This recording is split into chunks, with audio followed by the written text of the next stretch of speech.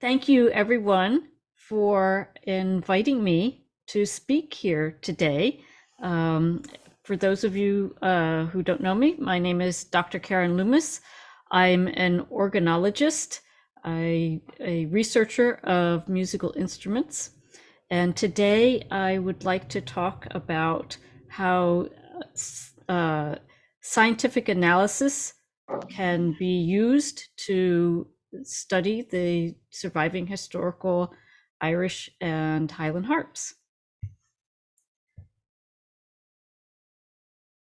And I'd like to start by saying, what are the questions people usually ask when they think about these harps? And the common questions are, how was it made? What materials were used? How old is it? And how was it played? And we can't always find the answers for these, but analysis of the surviving instruments can at least provide us some answers and some information that will at least help us understand the instruments better, and clues to some of the clues to answers to some of these questions, if not fully answering them. But there's a problem, though, right, with studying these instruments, most of which are in museums. And as shown in this photograph here, oftentimes they're in glass cases. And why is that? Because they're very old, they're very rare, and they need to be protected. And so how does one study and analyze one of these instruments without harming the instrument, and also being able to find out about it without upsetting the people at the museum whose responsibility it is to protect these instruments?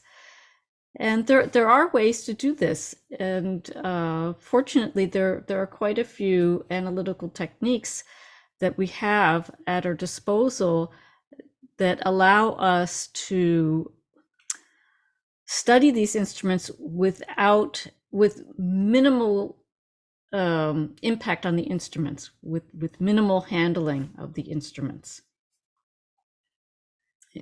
We have methods that are not very invasive to the instruments, and this is important. And my reason for wanting to present this lecture to you this evening is because even if you aren't a scientist yourself, if let's say you're a harp maker or you're a musician, it's, I think, very helpful to know what techniques there are, what methods can be used to study these instruments to possibly address some of the questions that you might have about them, instead of thinking, oh, gee, I wonder about, how old is this instrument, or I wonder about the internal construction, or I wonder, are there any evidence of how the instrument was played? And instead of saying, oh, well, I guess we'll never know. But I'm hoping tonight I can show you some of the ways that we can start to provide some information to help us have a little bit more knowledge and understanding about these instruments. So it's, instead of saying, oh, well, we can't answer these questions, or we'll never know, or we can't find any more information. So there are ways, and I just want people to be aware that there are, so that you can say, oh yeah, we can find out more about that, instead of saying, oh, we'll never know. So what I'm going to talk about a bit in this lecture are some of the tools and methods for examining historical instruments. And I divided it up into 3 categories: imaging, measurement, and materials analysis.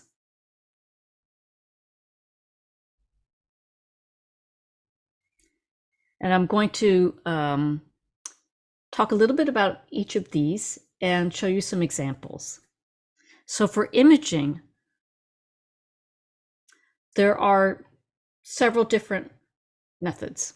There's X-ray computed tomography, which is commonly known as CT scanning. There's conventional X-ray imaging, 3D or three-dimensional quote-unquote laser scanning, photography, and that can be in different wavelength bands, microscopy, endoscopy, and visual inspection. And it sounds like a lot, and it sounds very technical, and I'm hoping that, you know, this, by the end of this, you'll see it's actually very approachable.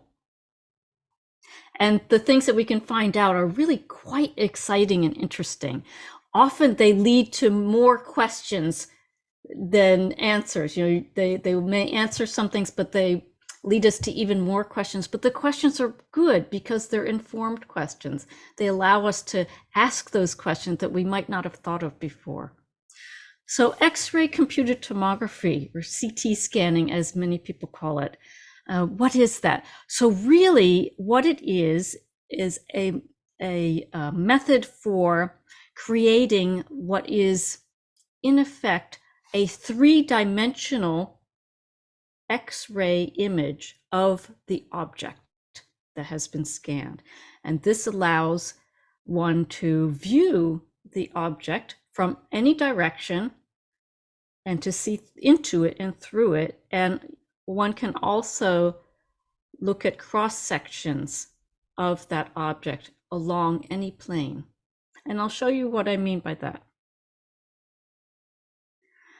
So the previous photograph was the Queen Mary harp. Let me go back one. So this is the Queen Mary harp, which is at the National Museum of Scotland. And that's it being prepared to be CT scanned at the Clinical Research Imaging Center in Edinburgh. Normally there would be people would be, you know, scanned by this machine, but for our purposes we put two harps through it, the Queen Mary and the Lamont harp. So on the left is a photograph of the Queen Mary harp, and up to this point all we knew about that instrument was what we could see on the outside. So we couldn't see anything about the internal construction of the instrument. And on the right is a rendering from the CT scan of that harp. And this particular rendering shows highlights the metal parts in the harp. So you can see, let's see if you can see my cursor. You can see these are the metal string shoes. And these are some decorative bosses on the front. You can also see lots of nails and nail fragments, and also some repair work here. These nail fragments here are really quite interesting because those were left behind where there used to be, we think, decorative badges and medallions at one point attached to the instrument that aren't there anymore. And here's a video just showing that you can turn the CT scan renderings around and look from all directions, which is really very helpful for understanding the construction of the instrument. And one can slice the scan, and so this is from that same CT scan, just a different way of displaying the information. And this is showing a cross section through the harp, and this shows the joint where the neck of the instrument joins the sound box. And this is wonderful because We didn't know this before. I mean, the museum, of course, is not going to allow someone to come in and take the harp apart because it's a valuable historic artifact. So the only way to see how this joint has been done is to X-ray it. And the CT scan allows us to see the X-ray in 3 dimensions. And what's interesting is this is how we were able to determine that this is a mortise and tenon joint here, and this is actually what we call a through mortise here. So it's actually, the sound box is open to the neck tenon here, and it's also angled, which is very interesting. So it doesn't come in horizontally like this; it comes down like that, and there's extra thick wood here. So it's very interesting to see the joinery here, how it was done. And I don't want to go into a lot of detail about this particular joint here, but it's actually quite interesting and significant to see this, because this is quite, I think this is a sophisticated way of doing this particular joint, and it makes it a strong joint that is less liable to fail here under the tension of the string. So this was really helpful for us and for harp makers to see this. And again, you can just see the whole profile of cross section of the harp, which is really wonderful to be able to see. So this is just an example of what CT scanning can get you. And you can also cross section in any other direction. And here's a cross section just showing the very front of the sound box here. And I mean, I could spend a whole lecture just talking about this one image. There's so much information here. You can see the wood grain pattern. You can see nail fragments here and here. So there must have been something attached there, possibly decorative, badges or something, we don't know. You can see the very faint outline of the decorative lines there. And the reason is that there's dark material embedded in there that was actually fairly dense, and that's why it shows up. So denser materials show up brighter in this this rendering, this image from the CT scan. So metal parts, for example, and nail fragments show up brighter. So I mentioned wood grain, and here is a cross section of the 4-pillar of this instrument here. And again, this is the Queen Mary harp. And if you look closely, you can see the pattern of the wood grain, and the curve of the 4-pillar follows the curved pattern of, follows the curved pattern of the wood grain. And here's a cross section across the 4-pillar right here. And what this shows us, here are the growth rings of the wood, and this is actually the center. That's the pith there. That's the center of what appears to have been a branch, a tree branch that was used to make this 4-pillar. So this showed us that this was made from a curved branch, and that the curve of the wood grain follows the curve of the 4-pillar, or actually the other way around. And there's a couple very interesting things to say here. One, the first thing is, if you make a curved 4-pillar like this out of a piece of wood with the grain following the curve naturally, it's going to be stronger than a 4-pillar made, cut in this shape out of a straight grained piece of wood, okay? Because you don't have end grain. It's also going to be stronger than a 4-pillar made out of a bent piece of wood. Because people often ask, well, how do you know that this is a naturally curved piece and not a piece that has been, for example, heat bent or steam bent? The reason we are able to say that this is naturally curved is by looking at the growth rings. And if you look closely, you can see that the spacing is narrower on the inside of the curve than it is on the outside. And that tells us that that the wood grew that way. It grew into a curve, so it wasn't bent. So if it had been a straight piece of wood that someone had, for example, steam bent to this shape, you would not see that. These would all be equally spaced. Also, I know from my colleague Alice Marjoram, who worked with Tim Hobra as an apprentice for a number of years. And Tim Hobra is a harp maker. He's now in Canada. He used to be based in Scotland. Some of you may be familiar with him.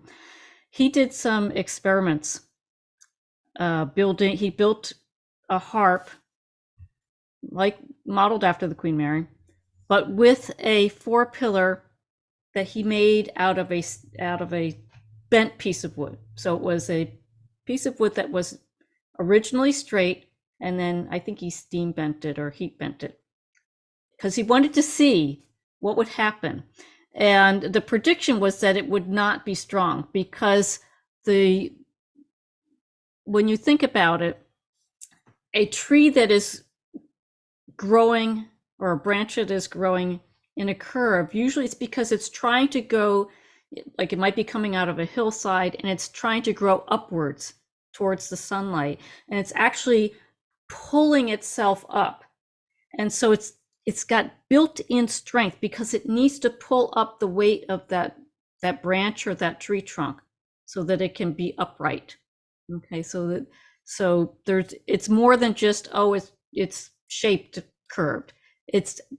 There's actually inbuilt strength in that curve, in that naturally curved piece of wood that is not there in a piece of straight grained wood that you've artificially curved. And so Tim Hobra did an experiment, and he actually built a harp with a 4-pillar that he bent the wood to make it that shape. Yeah. And strung it up. And I don't have the photograph, but Alice Marjoram has shown the photograph in a couple of her lectures. And the 4-pillar, it was like it was made out of rubber. It just went under the tension of the strings. It just bent. It was like, it could not bear the tension of the strings. The strength wasn't there. So in case anybody asks, oh, well, why can't you just bend a piece of wood to that shape? It won't have the strength. The strength comes from the way the tree grew to that shape, because it needed that strength to pull itself up so that it could grow up towards the sun. So this is something that it would be difficult to find out without, for example, a CT scan. It's often hard to, sometimes you can see the wood grain from the outside, looking at the outside surface of the instrument, but oftentimes there's layers of darkened varnish and wax and dirt, and it can be difficult to see the direction of wood grain. And this makes it very clear and very easy. And again, we were able to, cross-section across the sound box of the Queen Mary harp and see that in this instance, the center of here, you can very easily see the growth rings. This is the base end of the sound box, and you can see the center of this tree was down here. This is the front of the harp here. This is would be the front of the sound box here, and this is the 4-pillar coming up here. And that was interesting to see because that was a question that people would sometimes ask, if one is making a sound box out of a single piece of wood, hollowed out as many of these early Irish harps were made, which way was it oriented? How did they do it historically? We know for this harp, it was done this way with the center of the trunk facing the back. And the Lamont harp was actually made the other way. With the Lamont harp, the center of the trunk was facing the front. I think this is preferable from a construction standpoint. I think this is going to be stronger on the string side. But it was interesting to see one done one way and one done the other way. But at least we were able to tell, because that was another thing, people would say, well, I can't see, there's, this surface varnish is too dark, or, it's hard to tell. So then this way you can say, oh, there it is. And you can also use CT scanning to virtually slice open an instrument to see inside without actually physically opening the instrument. And when I was initially studying the Queen Mary harp and the Lamont harp, I had asked, can we open up the back of the sound boxes? And the museum at first said no, because we're worried about the potential for damaging the instrument. And that's perfectly understandable. So what I did was I virtually opened them up. And so this is a rendering of the surface of the Queen Mary harp. And I've just, on the computer, opened it up without actually physically opening it up, so I could see inside the sound box. And let me see if I can pause that. So if you see what looks like ripples on the inside, and those are actually tool marks. And the reason I'm very certain that those are tool marks is because we were able to open up the Queen Mary harp.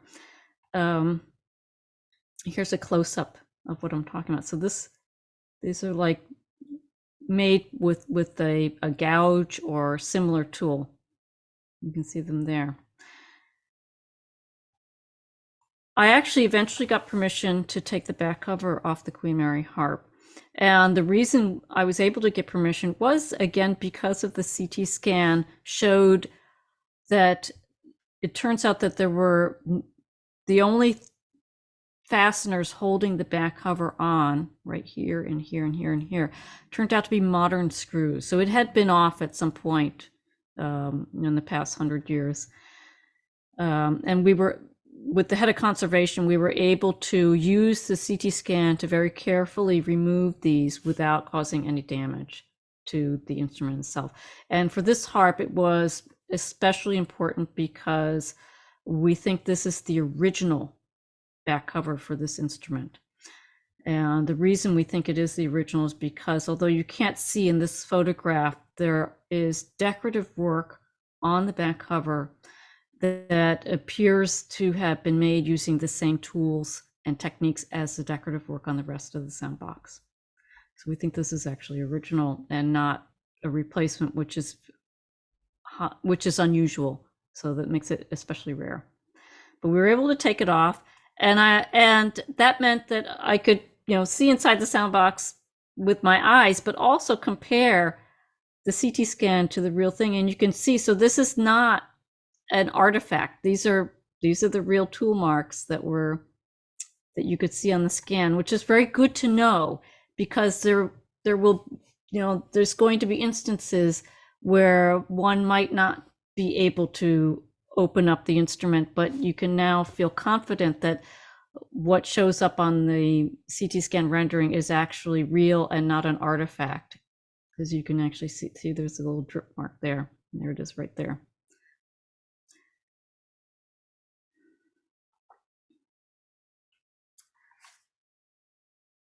These instruments, because of their age and their long period of use, of course, have repairs on them, and in many cases, the repairs date to the historical period of use of the instrument.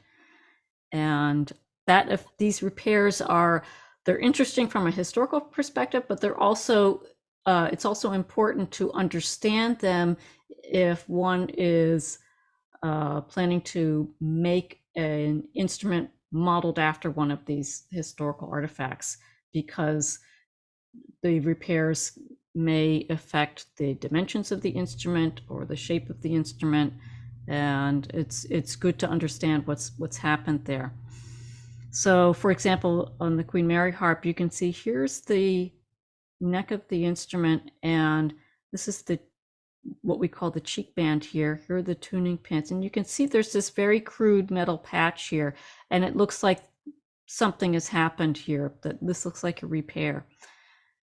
We can't see under it with our eyes, but if we look at this is another rendering from the CT scan, you can see actually where the cheek band has broken, and this is a patch covering that there, and so the direction of the cheek band has changed there. And that changes the dimensions of the neck a little bit.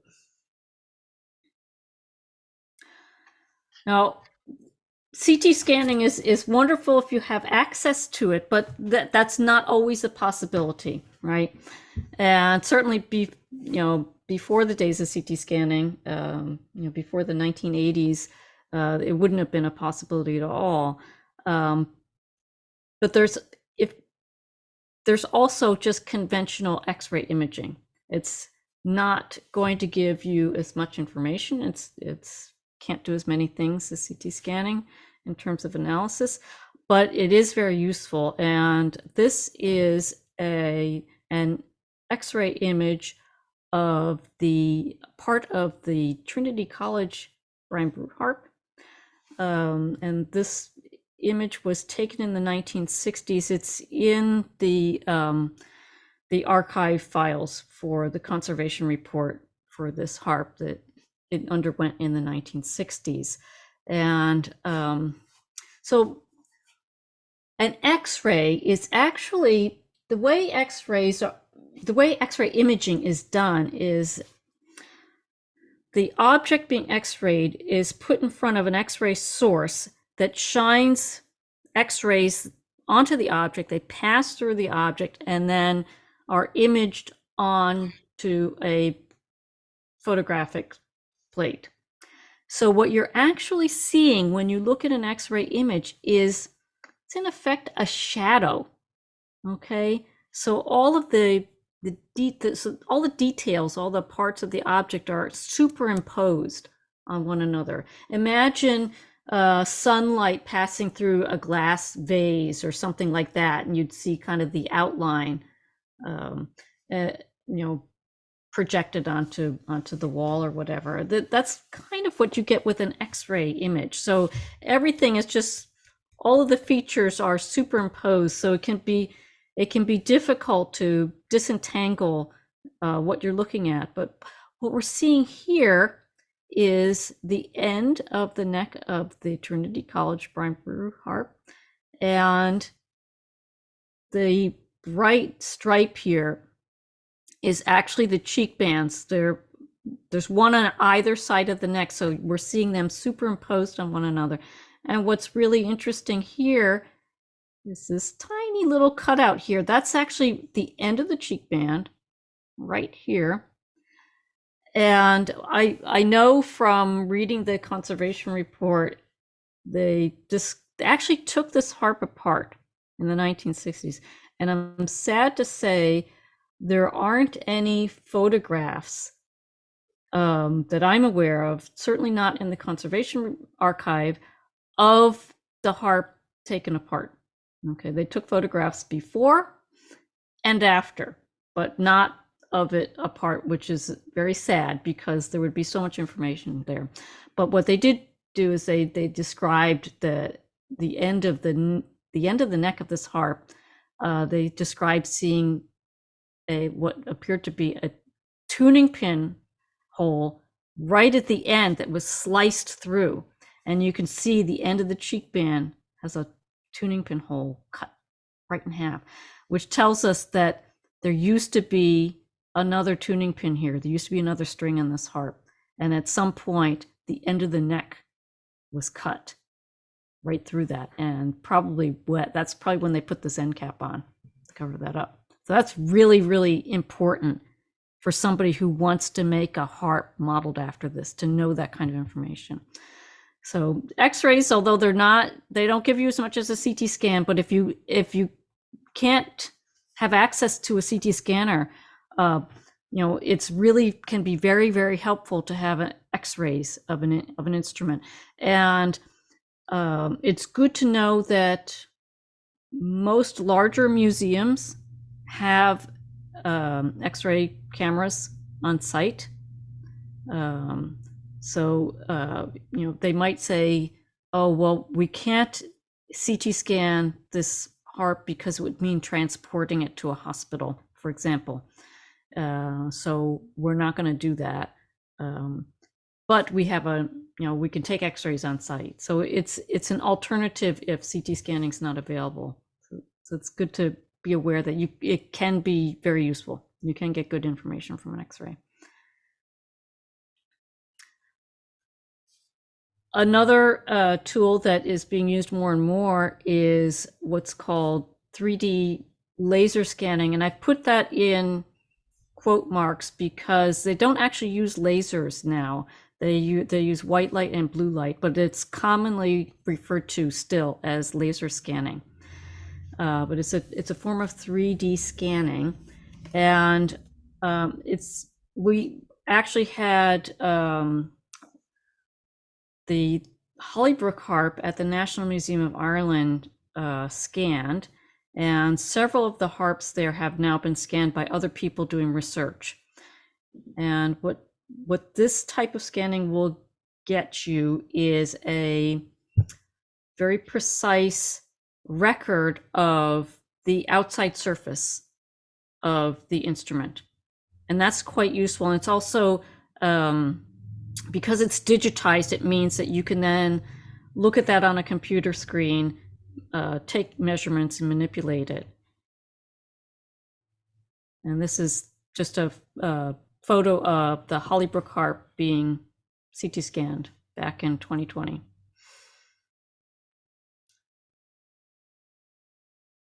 And again, being laser scanned back in 2020. So like CT scanning, with 3D laser scanning, you can look at the data, the rendering of the scan data on your computer, and you can manipulate it, you can turn it around and look at the instrument from all sides. And this is wonderful because you can take this digitized information home with you, and months or years after you've gone home from the museum and the harp is back in its case or it's back in storage, you can go back and relook at this, revisit this information and look at it again and study it as much as you want to.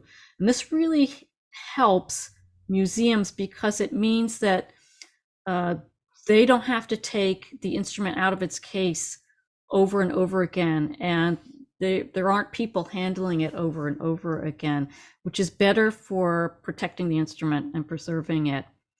And because this information is digitized, it can then be shared with colleagues, and it makes it much easier to share information.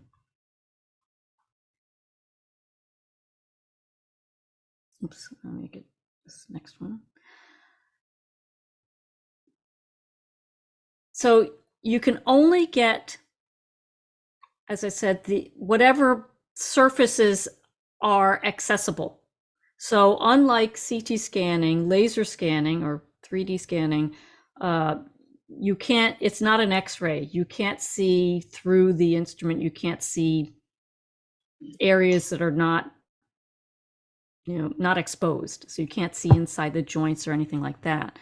We were very fortunate with the Hollybrook harp that the instrument has this nice big access hole in the back of the sound box.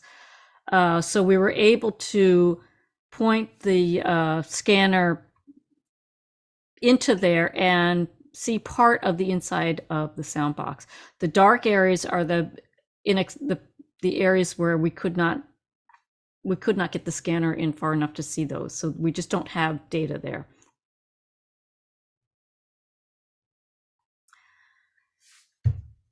So photography, although I started by talking about the really high-tech stuff, but photography is incredibly useful.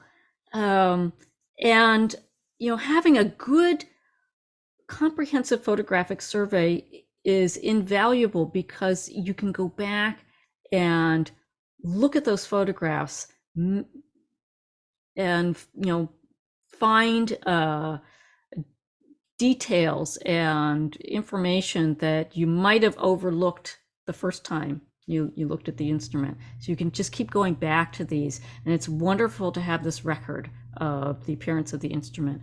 And if with a complete and systematic photographic survey, you can have coverage of all sides of the instrument.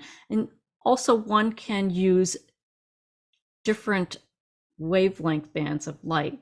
Now, when we were studying the Hollybrook harp, the historical information about this instrument from Robert Bruce Armstrong said that it at one point was decorated with flowers and exotic birds and people and so forth, done in gold, outlined in black against a mottled background. You can't see any of that now. Armstrong's description suggests that this harp was probably japanned, which is a decorative art whereby it's made to resemble East Asian lacquerware. It was a decorative art that was popular in Western Europe in the 17th and 18th centuries. And it's very beautiful, usually very glossy, dark background with exotic motifs, which are known as chinoiserie, done in gold, usually sometimes other colors, usually of East Asian inspired themes. But we can't see any of that on the harp today. They're just little faint traces of what might have been decorative work before. And this is one of those instances where people said, oh, I guess we'll never know what the decorative work on this instrument was. But actually, if one is aware of the possibilities for analysis, then you say, oh, well, actually we could try this and maybe we'll see something. So for example, so my background actually is in scientific imaging in different wavelengths, and I was aware that, for example, art conservators use different wavelengths of light to look at paintings, to, for example, see underpaintings or to see where a painting has been touched up. Ultraviolet light will, for example, sometimes show different pigments or different layers of varnish because they may fluoresce. Some may fluoresce or some may absorb ultraviolet light, so they will show up. Infrared light can sometimes see through layers of varnish that might be hiding something underneath. For the Hollybrook harp, we did visible light and ultraviolet fluorescence photography. I wanted to do infrared photography, but it would have meant sacrificing one of my cameras. Without going into a lot of technical detail, I would have to take apart the camera and remove an infrared blocking filter, which would mean the camera could not be used for regular photography, and I didn't want to do that. So, but I'm hoping in the future, if I have funding, that I could get a dedicated infrared camera to do infrared photography. But we did do visible and ultraviolet, and that proved to be really rewarding because this is what this harp looks like under ultraviolet light. And what we're seeing here is what would have been the base coat underneath the decorative motifs. This is actually absorbing the ultraviolet light. So we're seeing the designs in silhouette against the background. And what I believe this is gum arabic, which is a substance that was used in Japanning as one of the layers that the decorative motifs were painted on top of. And gum arabic is a really good absorber of ultraviolet light.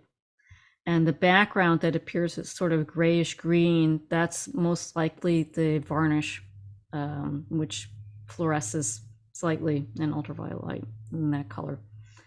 And here's a close-up. So this is just invisible light, and you can see there's a mottled background here, and you can sort of faintly make out there might be something there, but it's not really quite visible. And here's the same area in ultraviolet light, and you can see there's a nice bird motif there. And this would have been originally would have been gold colored, not necessarily gold as in gold leaf. It could have been done using brass dust, which is a material that was often used to make the shiny gold motifs if they didn't want to use gold leaf. And as Armstrong described, had a black outline, which would have been typical of this kind of design. So this is a chinoiserie design, and would have been very popular from the time period that we believe this harp is from, the 18th century, possibly the early 18th century. And it's wonderful to be able to see these designs again. And again, invaluable for somebody who wanted to do an instrument modeled after this one. And this is just the visible and ultraviolet light images combined. So this would have been done on a mottled background. So you have to imagine this gold, and then the background, this mottled red and either greenish or brownish color. I think this is probably what was known as faux tortoiseshell. I think that's what they were trying for, because that would have been a very popular decorative design from the time period. So microscopy. So I'm breezing through, and I hope, I know it's a lot, and it's a lot of very technical stuff, but I just want people to know what's possible. So microscopy is just taking photographs through a microscope. Okay, it sounds very high tech, but that's really all it is. And here's an example this is actually under fairly low magnification, but it's a microscopic image of the string end of one of the tuning pins of the Hollybrook harp. And the reason I showed this is because what's interesting here, so here's the hole that the string would go through, okay, to string up the harp. And you can see there's a little wear here where the hole has been elongated. And that's actually from the wire string.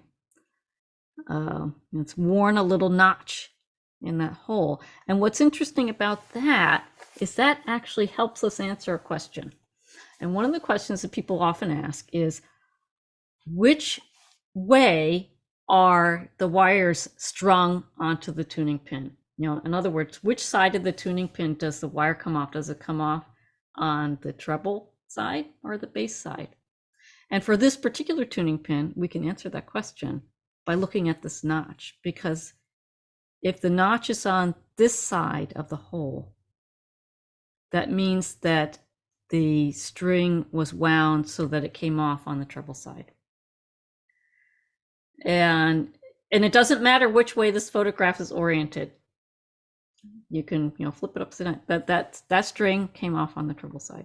Now, I will tell you, I did imaging of quite a few tuning pins, and some of them are like this. Some of them it's the other way on the other side, and some it's on both sides. So I can't answer the question of, well, did they always do it one way? Oh, actually, I can answer that, because no, they didn't always do it one way. Okay, sometimes this wire was strung on one side, on the treble side, and sometimes it was strung the other way. So there you go. But that's That's nice to be able to answer that. So that's a good use for that. And it's actually very, you don't have to have fancy equipment to do this. It's actually fairly easy to get a USB microscope, which is what I use. This was a handheld USB microscope that just plugs into a laptop. And I took the image with this.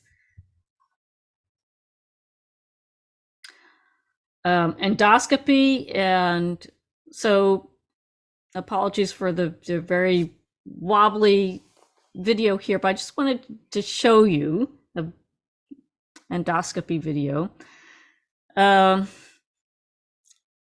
Oftentimes, one doesn't have access to the inside of a sound box, and if X-raying or CT scanning isn't available, you can't virtually open up a sound box and look inside, but it would really be nice to be able to see inside. So another possibility is to use an endoscope. And again, these are actually fairly easy to get these days. You don't have to have a fancy medical endoscope like a doctor would have. I actually was able to go out and buy one for not a lot of money.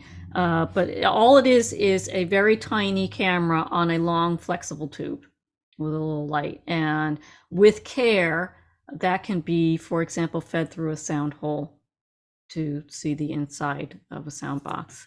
But one does have to be quite careful. And the reason that video was wobbly, shaking around, was because I was trying very carefully not to let that the endoscope touch any part of the inside of the sound box, because I don't want to scrape the inside of the sound box with it. But here we were able to, get a look at the inside of the Hollybrook sound box. We actually did end up doing photography, just straight photography of the inside of the sound box as well. But I just wanted to show you, if this is all you have, it's a good way to image the inside of a sound box, and it is possible to buy endoscopes. They're readily available now. What was really interesting and curious about the Hollybrook harp is this very odd board inside. This is looking at the base end of the inside of the Hollybrook sound box, and there's this wooden board in there with these holes in it. I'm not really sure what the purpose of that was, but it's there. So it was very interesting to see.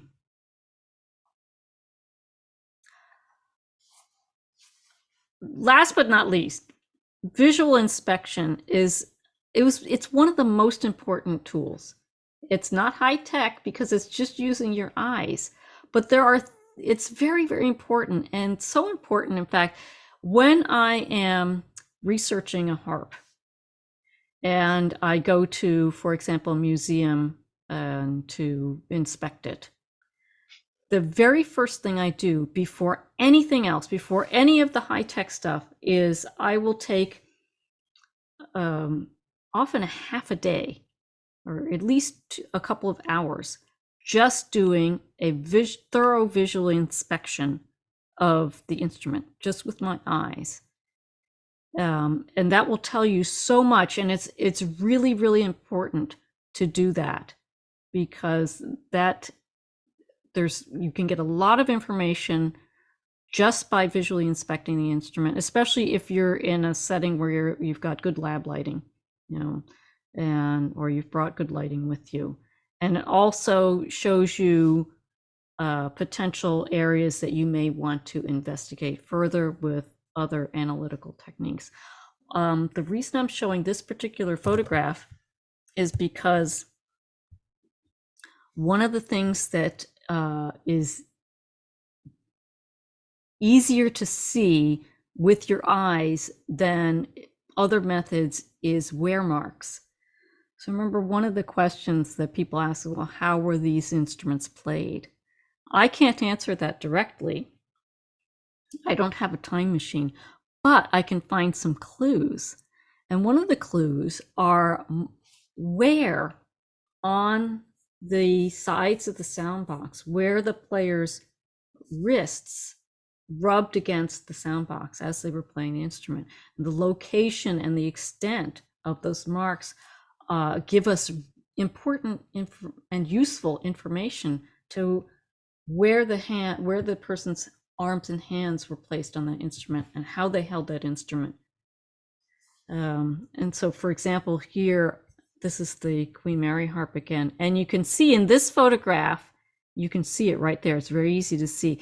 That was a tricky photograph to get, and the wear is actually much, much easier to see with your eyes than it is to photograph. It's really difficult to photograph wear marks very well. It's one of these things that it's actually, you get more information by inspecting with your eyes and taking careful notes of the depth and the extent of the wear. So visual inspection, not to be underrated at all, very important. We're getting close to the end, so I'm gonna just quickly go through measurement and analysis. So I don't want to keep you because I know it's late in the evening your time. Again, X-ray computed tomography, you can get with a standard CT scanner, you can get a 0.5 millimeter precision in measuring. With the 3D scanning, you can get a 0.5 millimeter, or with the high precision 3D scanning, you can get a 1/10 of a millimeter. Microscopy, 0.002 if you have a calibrated microscope. And scanning electron microscopy, very, very, very precise, very high resolution. Also, it's really useful to bring a caliper, but it has to be fiberglass and not metal, because you're not supposed to use metal tools when you're examining an artifact. And just measuring tape, again, not metal, cloth or soft plastic with the metal end clips removed. It's nice to have backup measurements. Number one, it's good to, even though they might not be as precise, but they're good to check your other measurements against, so that you know there's not something wrong with your data. So, if they agree to within the precision of how you've measured them. Also good to have backups in case you lose data, so that at least you have something and you haven't, you don't want to just do one type of measurement.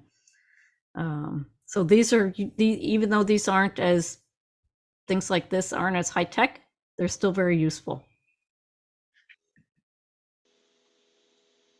And a standard scale, so what is this? What do I mean by standard scale with divisions in centimeters and millimeters? So in the photographs that I showed you, I don't know if you noticed, but there was always what looked like a little ruler somewhere in the photo.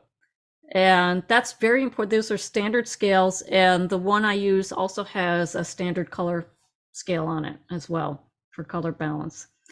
And that is incredibly useful to have in all of your photographs, because you can actually use that if you need to take rough measurements on your photograph for whatever reasons. It's very, very useful to have that in there. And radiocarbon dating, which is, I stuck that in there because I don't know where else to put it, but it's not for linear measurement, but it's for time measurement. And although unlike the methods I've described so far, this one is destructive in that you have to take a sample. It can't be done without sampling from the instrument, but the technique has advanced to the point where the samples are really quite small. They're much smaller than they used to be. And just very quickly, so I've talked about CT scanning just for looking at the instrument, but you can also take very precise measurements of all parts of the instrument to a 0.5 millimeter resolution, which is, incredibly useful, and you can do cross sections.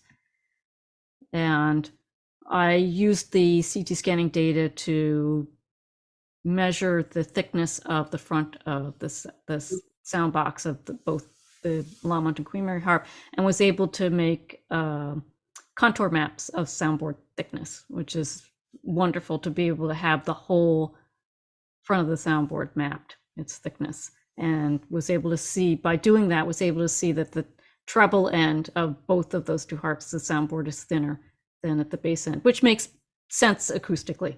That's what you'd expect. It was nice to see that. And I was also able to, something that people, I think maybe a lot of people aren't aware of, but CT scan data can be used to measure density. So I used it to measure the density of the wood of those two instruments. And that was very useful because I was able to show this to the museum and argue for having the wood resampled for re-identification of the wood species, because both of those harps had previously been identified as Carpinus betulus, which is European hornbeam, which turned out to be incorrect. And by showing them that the different parts of the harps were not the same density wood, they said, "Oh yeah, okay, we understand. This can't be this can't be a correct identification." So that led to re-identifying the wood. So it was really useful. I was able to do that without actually taking. I was able to get the densities without taking samples, but we did take wood samples for the identification. With 3D scanning, again, you can get very precise measurements, and I was able to use it to make scaled cross sections. So I have 1-to-1 scale cross sections of the Hollybrook harp. So anybody who has those images, the pixel scale is calibrated. So if you take measurements off of the image or you print them out 1-to-1, that's the right measurements. But the downside is you only get the outside surface, so you don't know anything about the inside. Microscopy you can also do if you've got a calibrated microscope.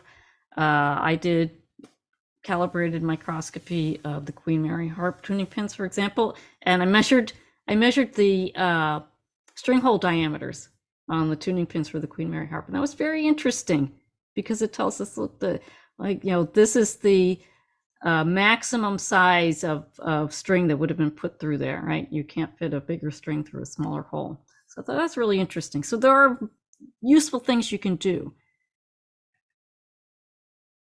Radiocarbon dating. I don't have time to go deep into this. That's a whole nother lecture. People ask, how big a sample did you take? We took samples from each part of this instrument, a sample from the sound box, neck and 4-pillar, and each part was dated separately. The sample size was about 10 milligrams of small flakes and splinters, equal to a cube about 2.5 to 3 millimeters on a side. Okay, so that gives you an idea of how much wood we took.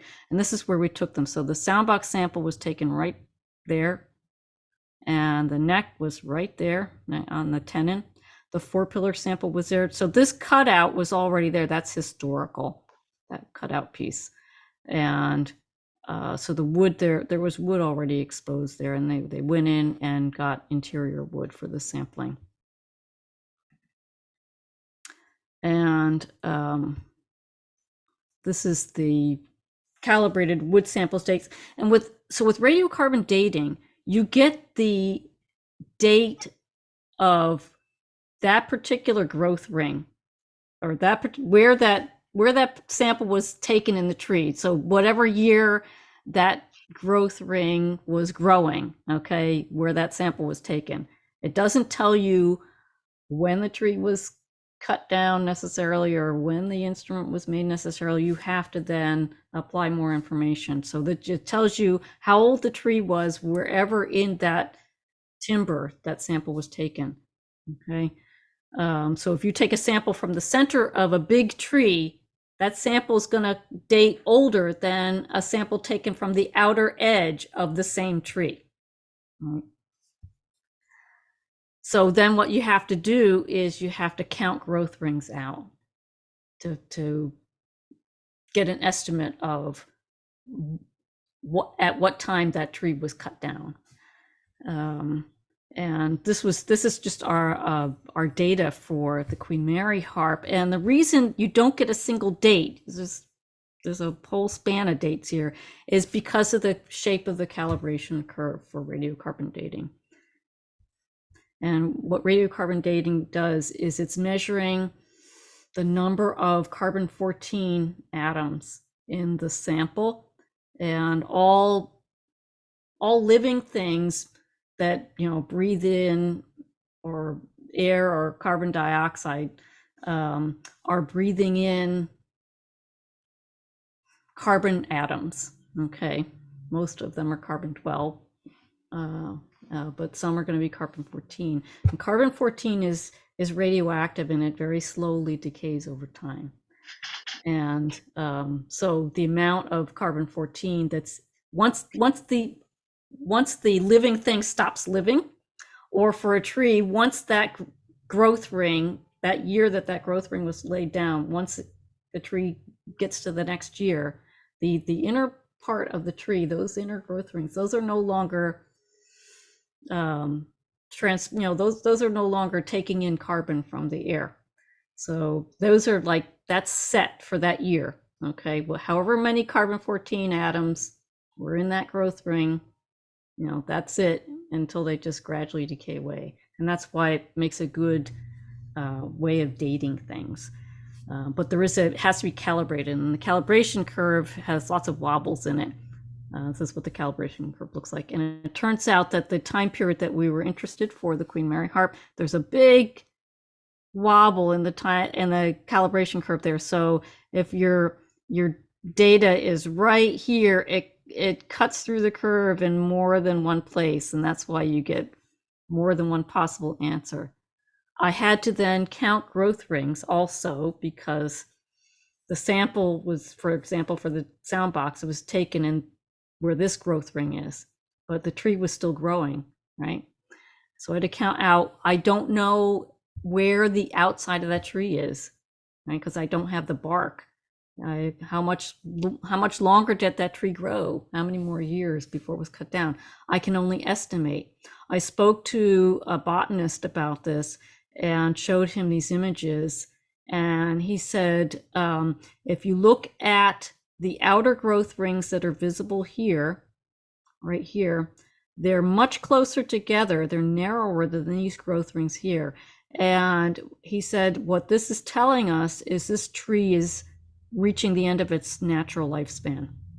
So his observation was that this particular tree, which we know is willow from the identification that we ended up doing, this particular tree most likely did not live very many years longer than what we're seeing, these last growth rings right here in the corner here. So we know that although we can't say exactly when that tree was cut down, but we know it wasn't like 50 or, you know, whatever years later. It was probably within 5 or 10 years of the last visible growth ring here. So that really helped pin down the date there. So by counting growth rings, I was able to shift the date forward, because to when I think, you know, this is the date of the last visible growth ring, and then I have to take into account, okay, how much longer before that timber was cut down, and then how much longer before it was likely to have been made into a harp. And for the sound box is the one that's the most telling, because it's willow, and willow is unlikely, because people say to me, okay, well, you know, this wood could have sat in somebody's workshop for 100 years before somebody made it into a harp. How do you know that it didn't sit around for 100 years? Well, again, the willow is it's not likely to have been left in a workshop for that long before being worked, because it would have started to split. So it's not like, you know, it's not something that you can leave and wait to work it. You know, yes, it has to season, but it's not going to season for 100 years.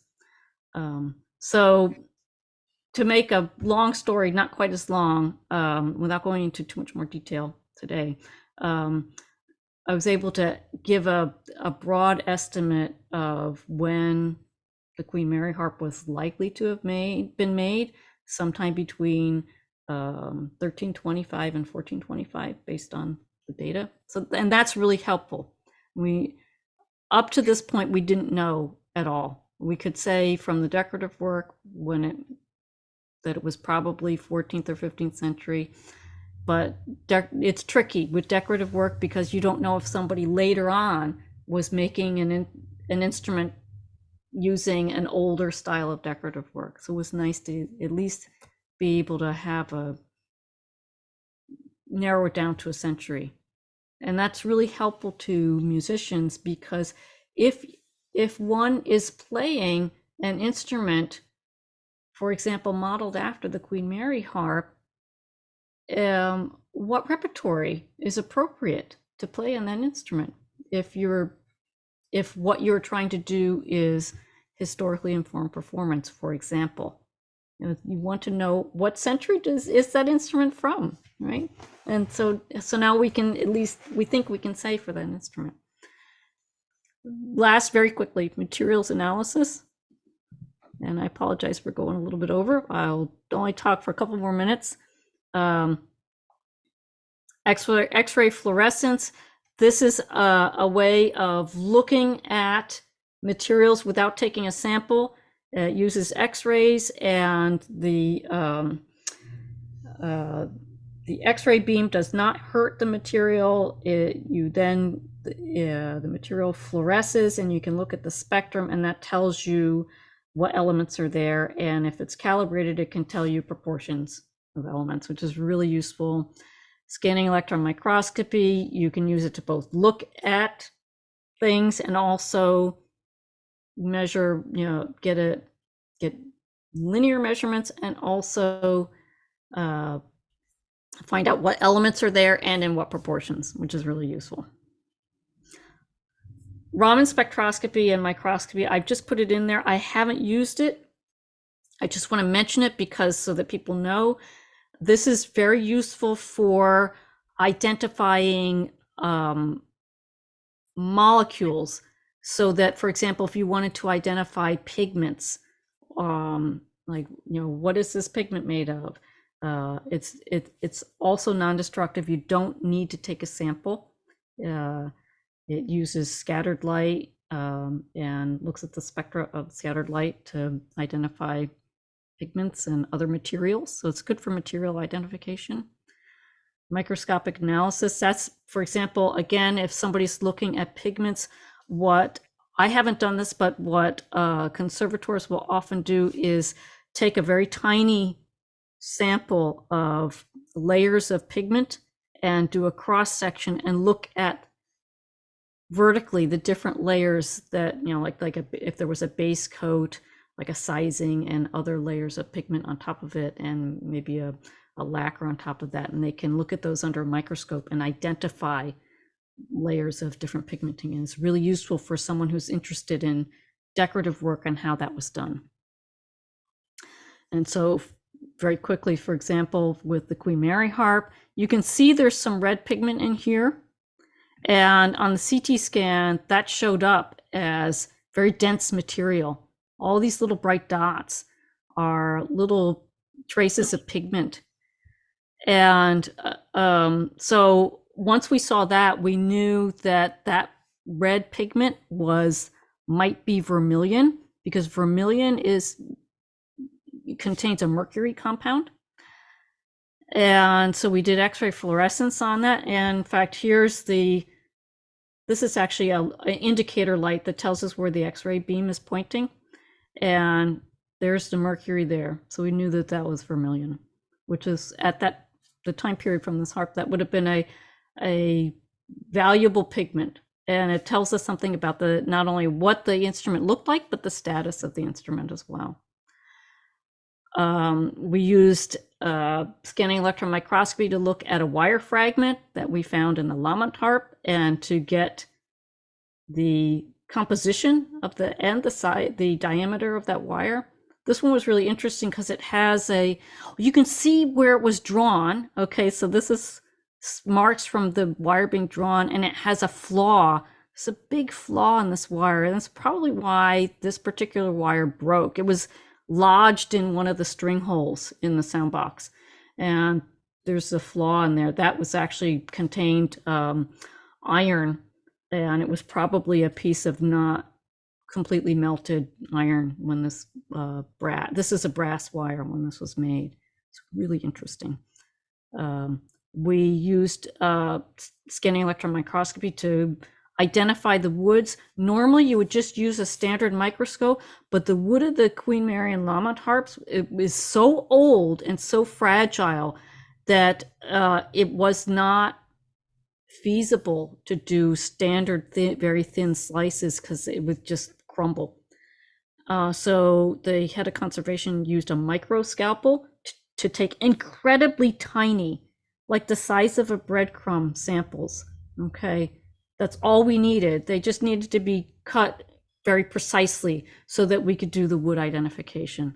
And that's what we did there. And this is just showing close-ups of those. And that's the end. And thank you for letting me talk a little bit long. There's a lot of stuff. I'm going to stop sharing so you can see my smiling face. And I can see your faces. Oh, thank you.